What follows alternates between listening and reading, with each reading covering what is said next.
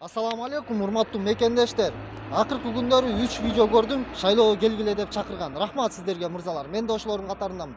Урматтуу мигранттар, ар кандай жерлерге убактыбызды кетиребиз, шайлоого көп көңүл бурбуйбуз. Эмнеге? Себеп дегенде баары бир ошолор келишет же болбосо ошолордун тажадык башка келиш керек эле деп. Бирок биз ошентип эле чалкалап үйдө жата берсек, анда биздин мамлекет алдыга жылышы кыйын.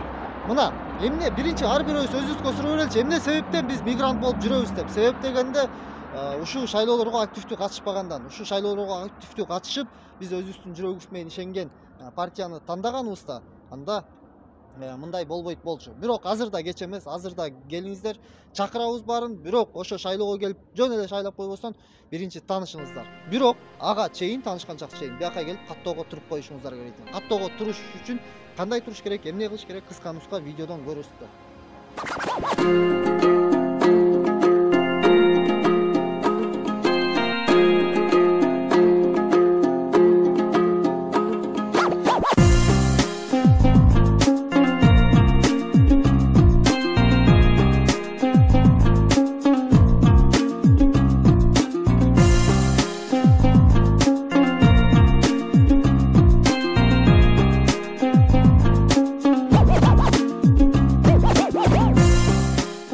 Мына достор, видео ушундай болду.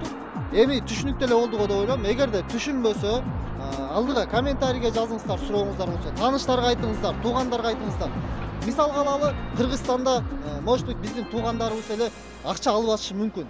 Ошолорго ар бирөөбүз чалып, ата, апа же байке, эже же ака, ука койгула, албагыла. Себеп дегенде мен канчадан бери биякта жүрөм, жаманчылык, жакшылыктарга катышпай калып атам. Ошондуктан сиздер